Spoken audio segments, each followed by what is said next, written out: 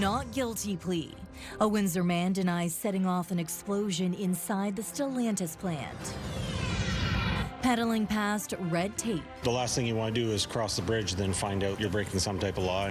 Windsor scrambles to modernize e-bike rules for the Gordie Howe International Bridge. And the final buzzer. We've been knocked down so many times and we keep getting back up. The construction has just been a different beast. A longtime sports bar shuts its doors after battling an onslaught of setbacks.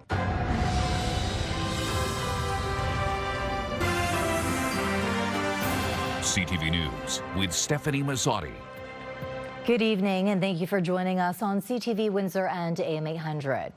A Windsor man is denying he is the one responsible for an explosion and following evacuation inside the Stellantis assembly plant. It all happened back during the COVID-19 pandemic when vaccine mandates were first being rolled out and in force. Joining me with the details on this tonight, Michelle Masotti. Well, Stefanie, this is a judge-alone trial. The accused, James Harris, denies being the person who placed a timed explosive to go off in the early evening hours nearly 5 years ago. On November 4th, 2021, the Windsor Assembly plant was evacuated due to an explosion. 2 weeks later, in a high-profile execution of a search warrant led by the explosives unit, James Harris was arrested on Drouillard Road. Now 37 years old, Harris has pleaded not guilty to intent to cause damage by explosion and arson with disregard for human life. Court has learned the explosion occurred on the second floor of the factory in a decommissioned part of the plant. No one was hurt, and as you can see from court images, the damage was minimal. But the Crown says Harris placed the explosion and even warned fellow employees to stay away 2 days beforehand. He heard something was going to go down up there to avoid the area. Co-worker Robbie Johnsrud testified Tuesday. He admitted on cross-examination Harris never elaborated on the statement, and Johnsrud conceded rumors swirl around Windsor Assembly like it's a high school. At the time of the explosion, Stellantis was rolling out a COVID-19 mandate, forcing all employees to be vaccinated. Another colleague told the judge Harris handed out flyers made by a lawyer who was recruiting people to form a class action lawsuit against the mandates. A third colleague told the court Harris was upset about the mandates, and she assumed Harris was not vaccinated. The material seized from Windsor Assembly and items collected from Harris's apartment were tested by an explosive expert. Their report before the court indicates the items seen here couldn't generate enough heat or spark to reignite when tested in a lab. The Crown Attorney has told Justice Bruce Thomas he will be calling another co-worker of Harris's to testify tomorrow. They were all working for a company called Team Industrial, which was outsourced to clean the factory during the pandemic. The trial is expected to wrap up by week's end. Stefanie. Okay, looking forward to tomorrow's details. Michelle Masotti, thank you. You're welcome. And across the hall, a LaSalle man is on trial for cocaine possession. Sean Yvonne is tried by a jury of Windsor, Essex residents on one count of possession of cocaine for the purpose of trafficking. He was arrested in July of 2020.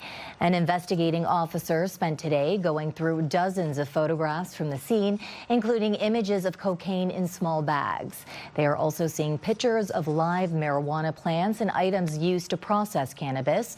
However, the jury has been told Yvonne had a legal permit to grow marijuana at the time, so none of those items were seized. The federal drug prosecutor told the judge she will be calling 9 witnesses over the duration of the trial, which resumes tomorrow. Ontario's Special Investigation Unit is investigating an arrest in Kingsville involving Essex County OPP. Police say during an arrest on Monday morning, officers deployed a conducted energy weapon commonly known as a taser.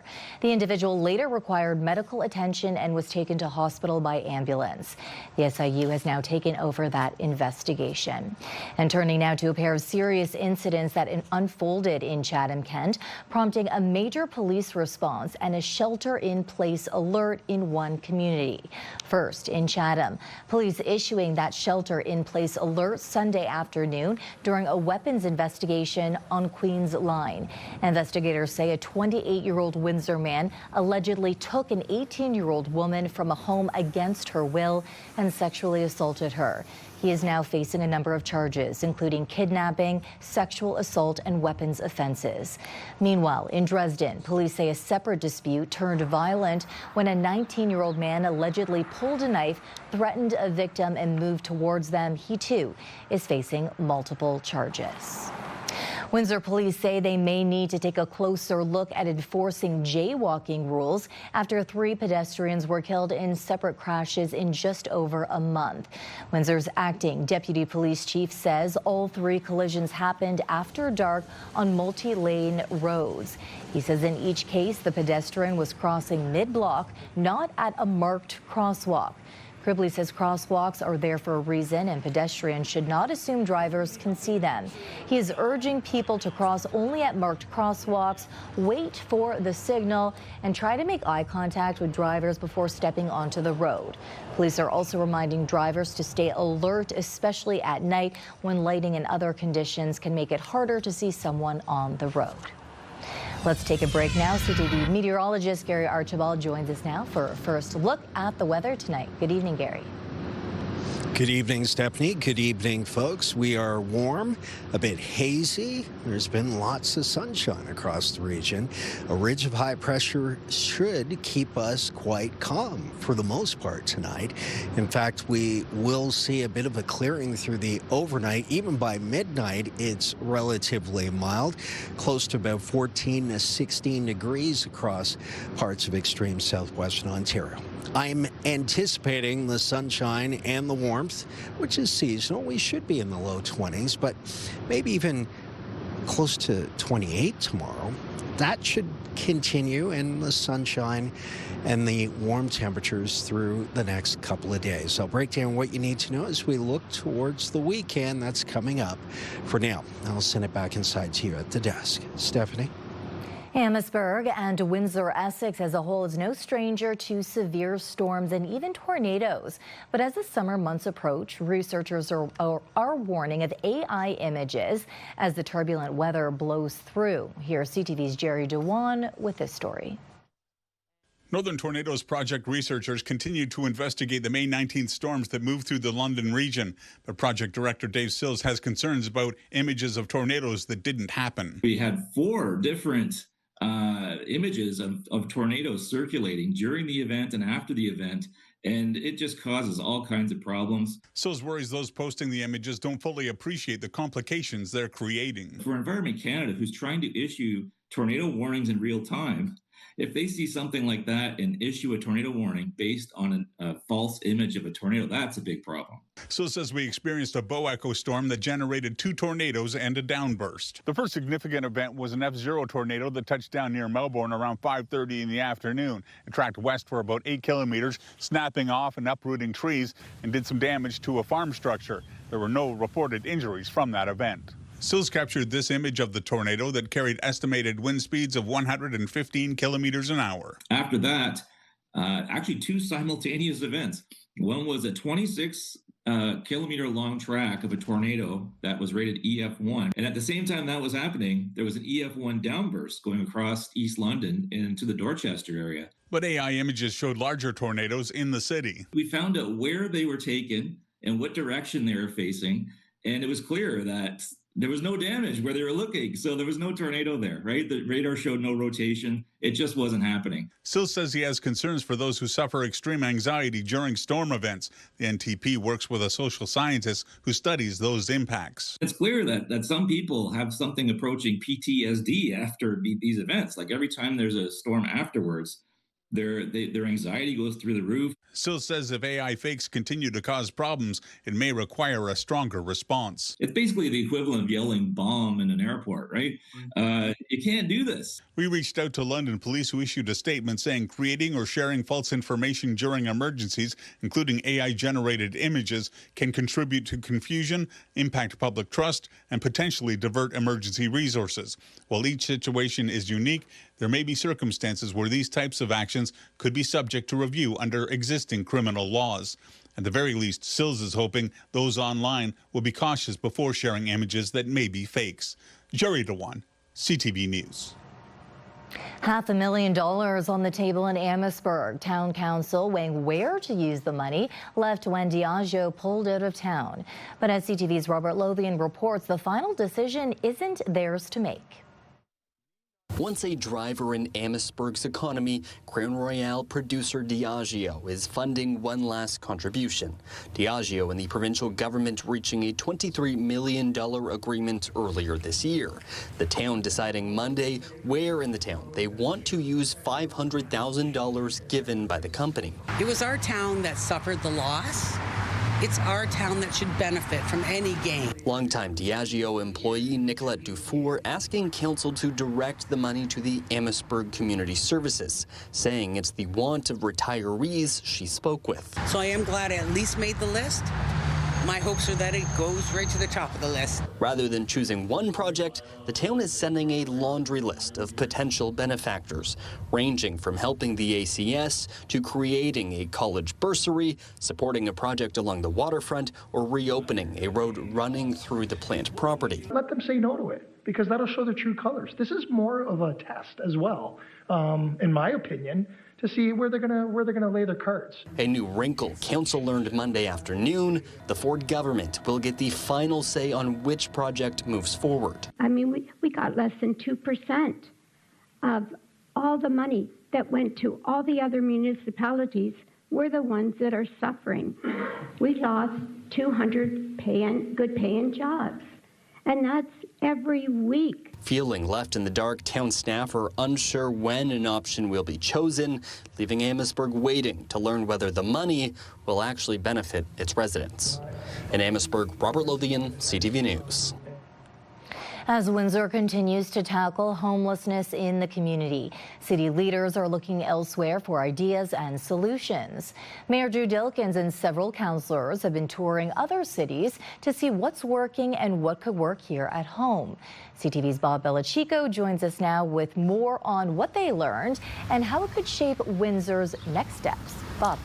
Well, Stefanie, a recent trip to Minnesota gave Windsor Mayor Drew Dilkens a first-hand look at some of the approaches they are taking towards homelessness and community safety. Now, Councillor Ronaldo Agostino has also been around and seen some of the challenges that other cities across North America are facing as well. Tonight, they both share their stories, what stood out, and some of the lessons that can help the city of Windsor.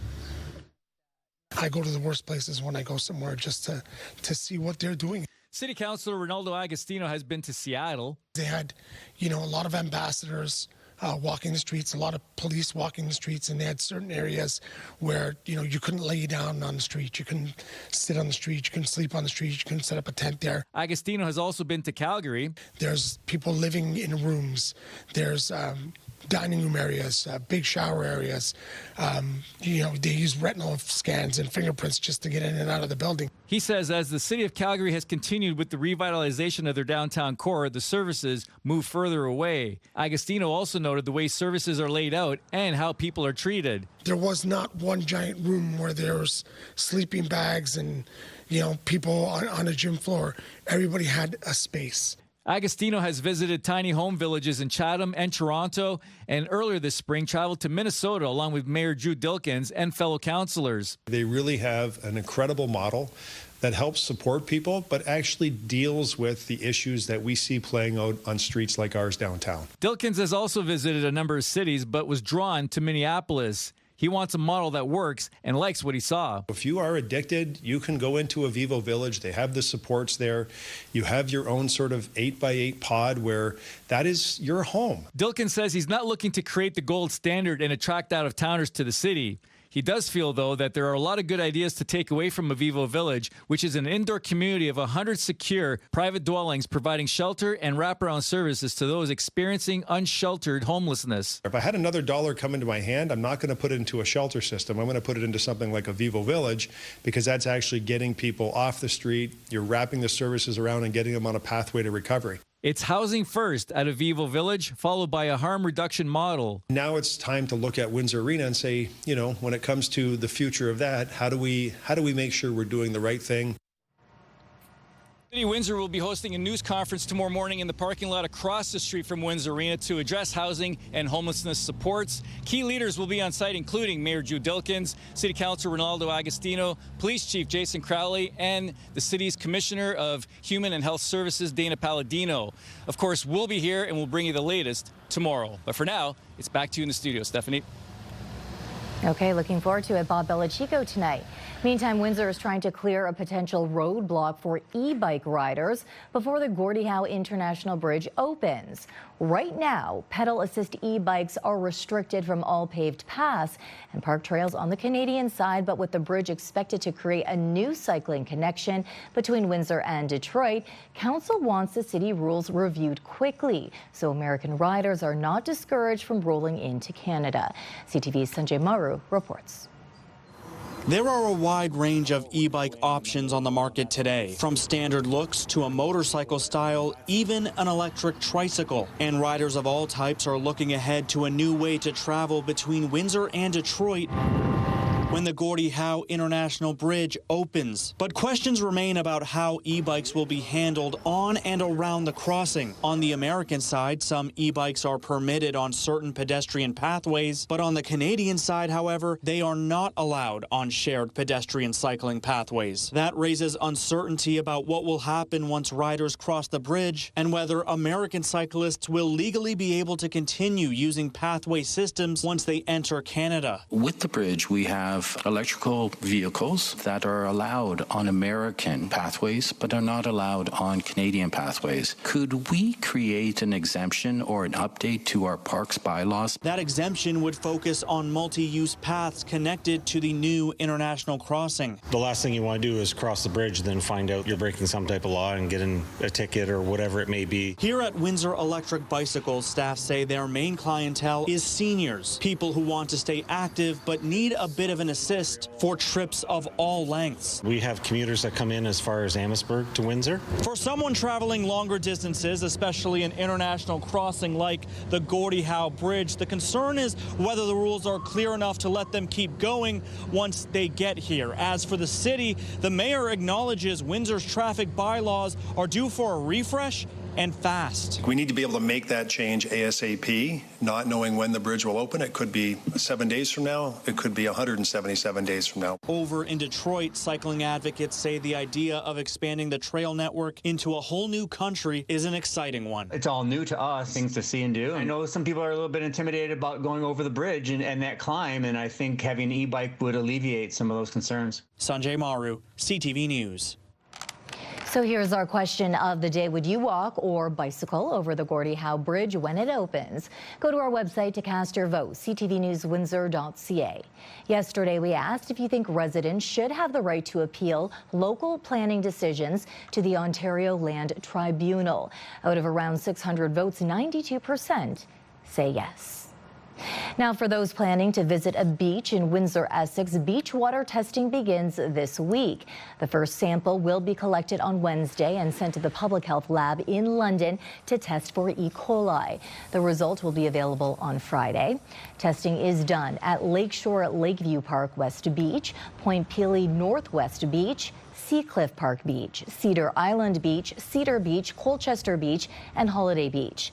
Last year, 4 of the 7 beaches took part in predictive beach water testing, but this year all 7 beaches will be included. This predictive testing is done daily by the participating municipalities to give residents a better sense of water quality.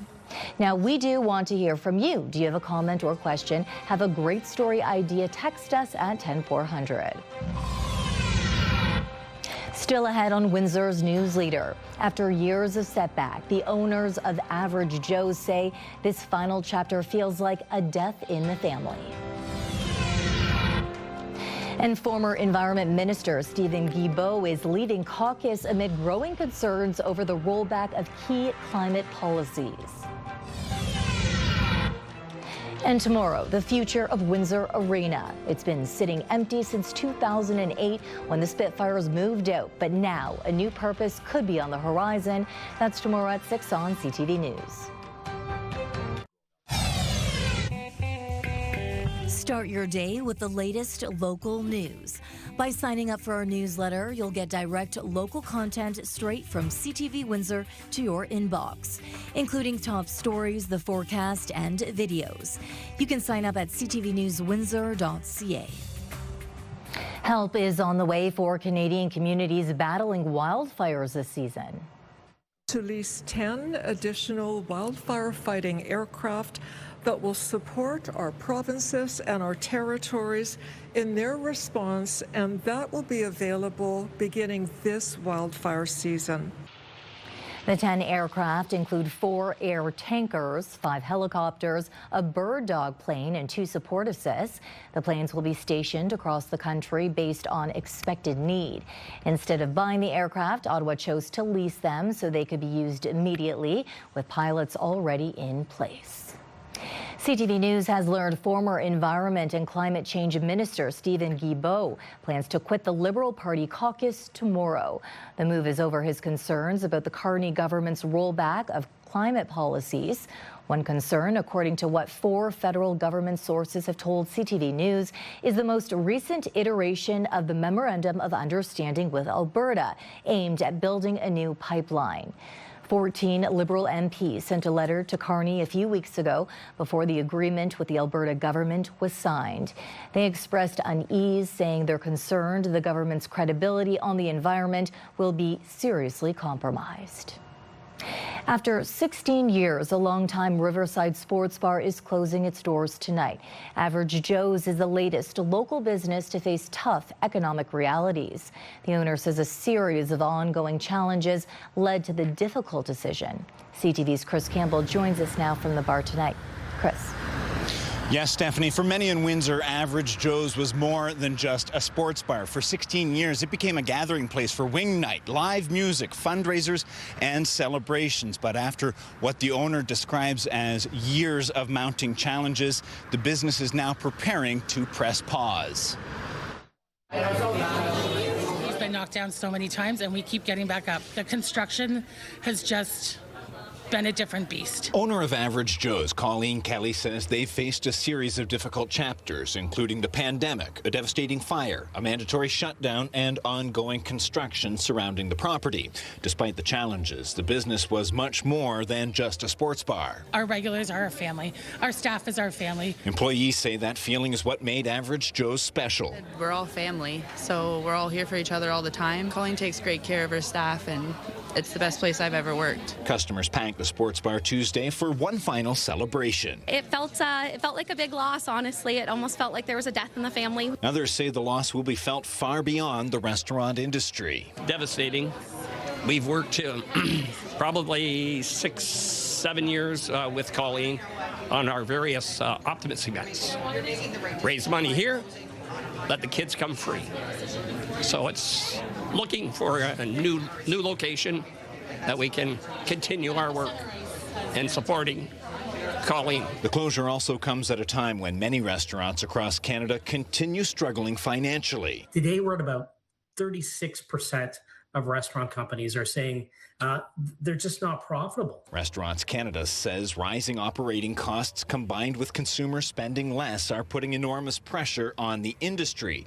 Chris Barnier says profit margins for Ontario restaurants remain among the tightest in the country. We've got a lot of restaurants that are really struggling to hold on and to protect jobs. For some stopping by Tuesday, the closure feels personal. I've been to memorials, I've been to celebrations, I've been to cornhole tournaments, I have been to Super Bowl parties, I have been here just with friends to have a good time, and I think this is going to be a great loss for Riverside and for Windsor. And while this chapter is ending, ownership says they hope Average Joe's may one day return in a new form. Something will be happening again eventually. We just have to pause. I don't think I've taken a day off in 16 years, so really looking forward to that. And just to take a breath and refresh, restart, renew. For many here tonight is less about saying goodbye and more about celebrating the community that kept Average Joe's going for 16 years. The final day of operations here goes until about 9 p.m. this evening, with Average Joe's inviting customers to come out, stop by, share some memories, and help close out what they call an unforgettable 16-year run. Stefanie. And there's still time to do that tonight. Okay, Chris Campbell, thank you. The Windsor-Essex County Humane Society is bringing back its drive-through microchip clinic this Sunday. Pet owners will be able to remain in their vehicles while their pets are chipped in the parking lot out of the Atlas Tube Recreation Center in Lakeshore. The event runs from 10 a.m. to 1 p.m. with veterinary staff greeting owners at each vehicle and completing the procedure on site. Humane Society Executive Director Lynette Bain says there has been a strong demand for the service. Organizers are expected to serve a couple hundred animals during the 3-hour clinic. The cost is $40 per pet. According to the Humane Society, microchipping provides pets with a permanent form of identification, significantly improving the chances of being reunited with their owners if they go missing. The drive-through clinic was last held in May of 2024.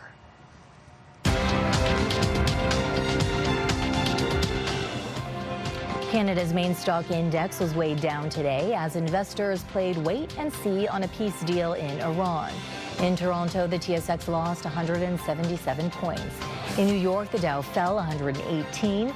The Nasdaq gained 312. The Canadian dollar lost a modest 0.04 of a cent. On commodity markets, gold dropped almost $21 an ounce. Oil fell almost $3 a barrel. Cancer is killing our firefighters. Coming up, a firefighter's widow opens up about her husband's death and the risks behind the job. Let's take a look at our CTV News weather snapshot. Thanks to Curtis and Stefanie Duval for this image. Our butterflies are back. They've been here for a bit. They love the warmth. And speaking of warmth, will we see it continue for the rest of the week? My forecast has the answer coming up next on CTV News Windsor. Discussion here at Windsor City Hall. Windsor's top stories. A major project is about to get underway. Breaking news alerts. Severe weather is a possibility. And watch live. Good evening and thank you for joining us. Download the CTV News app. From moment to moment, things change. CTVNewsWindsor.ca is Windsor's #1 source for online news. Watch every story from wherever you are, the moment it happens. CTVNewsWindsor.ca.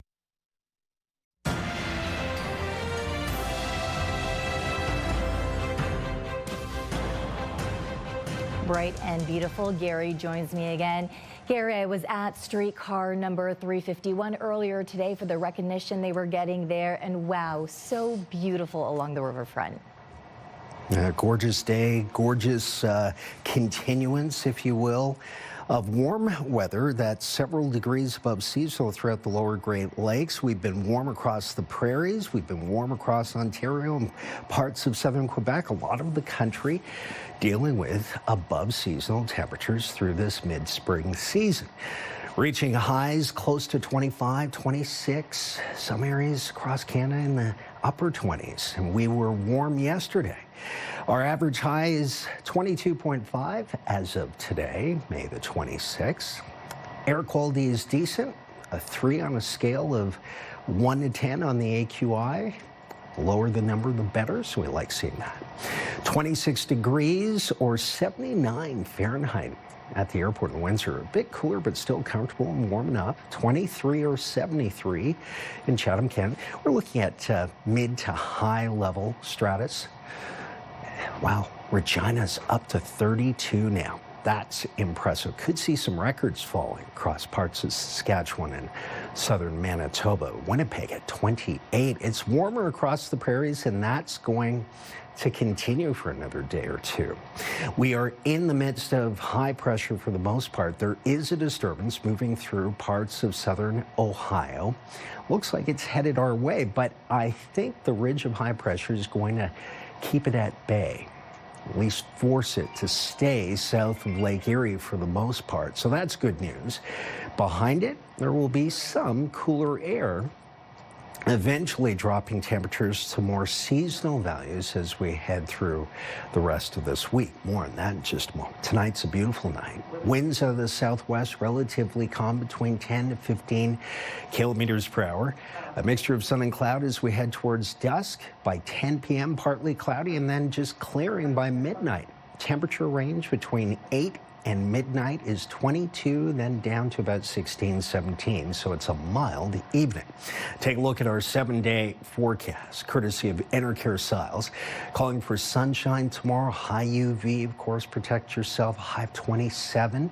22, sunny on Thursday, sunshine for Friday and Saturday, 24 and then 22 respectively.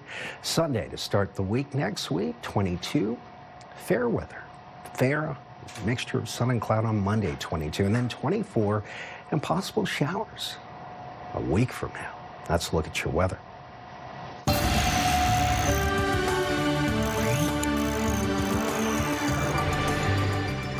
A New Brunswick widow is sharing a deeply emotional story. Her husband of 35 years died of cancer after a firefighting career that spanned their entire relationship. A profession with a higher risk of cancer diagnoses than the general public. CTV's Laura Brown has her story. Firefighting brought them together. A Miss Fredericton pageant where the city's firefighters were asked to escort the contestants. We kind of both knew that we wanted to stick together. Ken Jenkins had 4 loves of his life: his wife Joni, their 2 boys, and firefighting. His career spanned 30-some years. His battle with cancer, 7 months. I did say once, the career Ken loved is going to kill him. Ken Jenkins died at 63 from a brain tumor known as a glioblastoma. It's assumed his time as a firefighter is what caused the cancer, which is why his passing is recognized as a line-of-duty death. It wasn't until we did a deep dive on it that we realized what the beast we were facing. Cancer is killing our firefighters. A firefighter for 25 years and counting, Barry Durling feels it's only a matter of time before he's diagnosed. Firefighters have a 9% higher risk of cancer than the general public and is 14% more likely of dying from it. In the last decade, 31 New Brunswick firefighters have died in the line of duty. 29 were due to cancer. Our turnout gear is laced with forever chemicals, PFAS, and they're absorbing through our skin when we sweat and getting into our bloodstream, causing cancer. The Fredericton Department has committed to buying its 120 members chemical-free gear by next year. But Durling feels New Brunswick needs to recognize more cancers as occupational illnesses. Right now, the province lists 10. In Nova Scotia, it's 20. Joni is hoping for that change so more families get to see their heroes live longer. She says Ken's kindness and service is now his legacy. Right about now, I think the world needs a little more of that. Laura Brown, CTV News, Fredericton. Proving the benefits of physical activity. As Lauren Stallone shows us, even at the age of 101, there can still be a wide range of benefits to exercising. Barbara Clark is 101 years old. I've always been active. That's the secret. When she's not gardening or playing the piano, Clark is here, exercising. I think everybody should take exercises. I started a long time ago. Clark says she played golf to keep fit in her earlier years. Her last game nearly a decade ago when she was 92. It wasn't a very stellar game, believe me. Now she's traded in her golf clubs for dumbbells and trains with other dedicated seniors twice a week at Chartwell Dorchester Terrace. It gives them the ability to be more independent and to move and to have less assistance.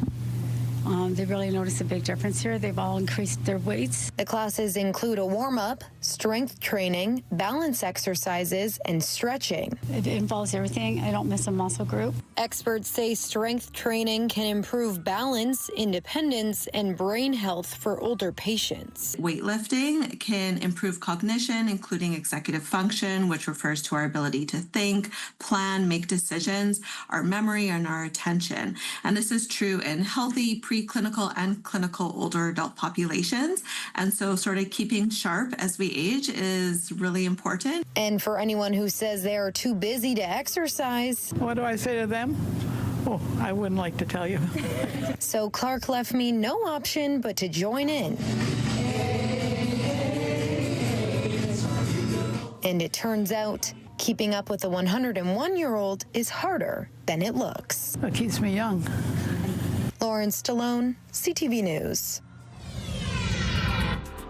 Coming up, a historic Windsor landmark reopens. The Duff Baby House returns with a fresh look and more local history.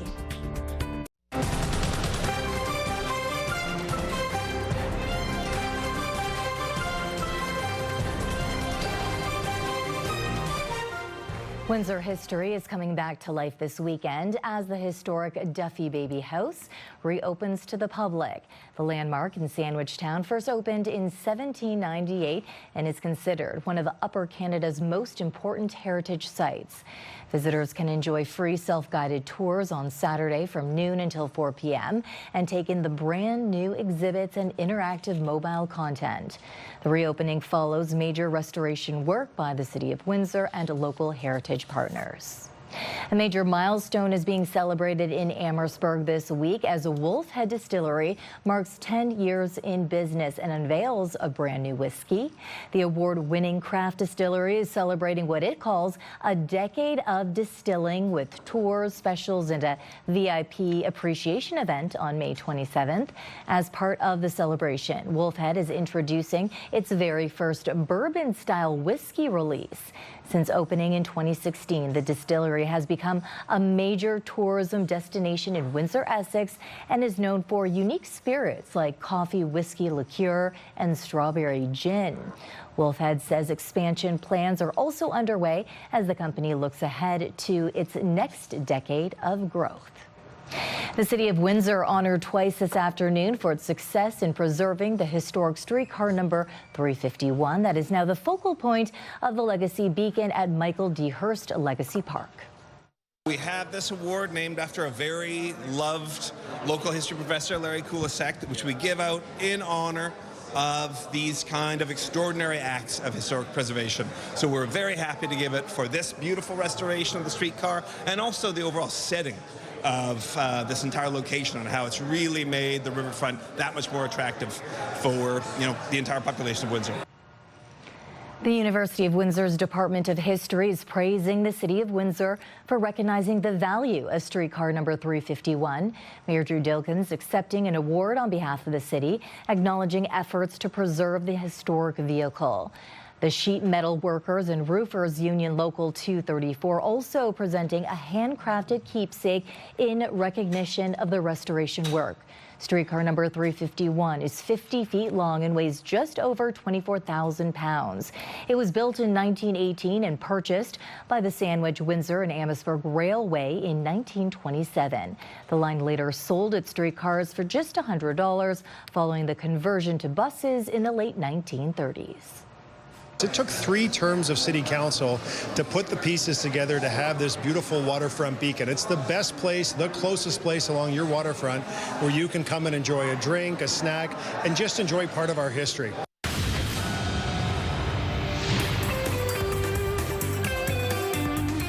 It's not unusual, it happens every day. No matter what you say, you find it happens all the time. Music legend Tom Jones is coming back to Windsor. The iconic singer brings his Come Gather Round tour to the Coliseum at Caesars Windsor on September 22nd, for an all-ages show. With more than 100 million records sold and classic hits like It's Not Unusual, Delilah, and What's New Pussycat, Jones continues to wow audiences around the world after more than 6 decades in music. The Grammy-winning superstar takes the stage at 8 p.m. and fans are being told this is one night they definitely don't want to miss. Now, Melanie, what is coming up in the Happening Now segment? Well, there's been a lot of back and forth on this issue. We'll have more on the funding for the Welcome Center shelter. We'll be right back. The hilarious Daniel Tosh brings his My First Farewell tour to Caesars Windsor on Thursday, June 25th. Enter online at ctvwindsor.ca for your chance to win a 4-pack of tickets to see Daniel Tosh at Caesars Windsor plus a $200 gift card. This is your CTV Windsor Our Community Calendar. On Sunday, May the 31st, join us to honor the strength of those living with MS and turn your support into meaningful impact. Register today at mswalks.ca and make every step count. See you next time on Our Community.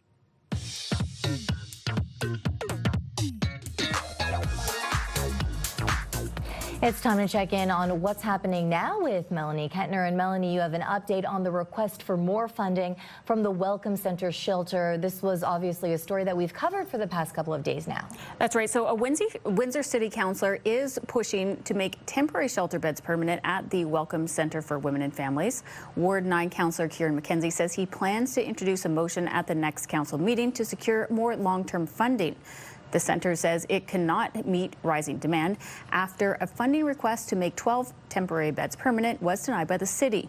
Mayor Drew Dilkin says all current funding allocations are already committed. The Welcome Centre is calling his remarks unsettling. I recognize that there is a funding gap that needs to be addressed in order to be able to make that happen. So I'm going to spend the next week or two leading up to our next council meeting looking at and talking to our administration about available pots of money where there are uncommitted funds to potentially look to fund the beds that have been requested and the funding that's been requested. We've got more details at ctvnewswindsor.ca. And we also have a story on our website, Melanie, where Windsor police are asking for the public's help. Yes, police want to identify 13 suspects after several retail thefts across the city. Officers say all 13 suspects were seen leaving various retail locations in Windsor without paying for their items. Police posted photos of the suspects on social media today. If you recognize any of them, contact police or Crime Stoppers. And in our social spotlight tonight, here's an unofficial start to summer for Toronto Blue Jays fans.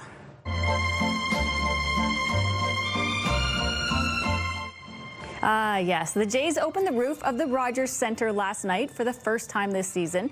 The team announced the opening on social media yesterday after teasing the possibility earlier in the day. This year's roof opening comes 10 days later than last year, Stefanie. Oh, it must have been amazing to be at that game. It's been a long fall, winter, and spring, so it's really nice to get out there and just have some of the heat and the sun on us. The weather looks just perfect at the game, too. Okay, that is what's happening now. Thank you, Melanie.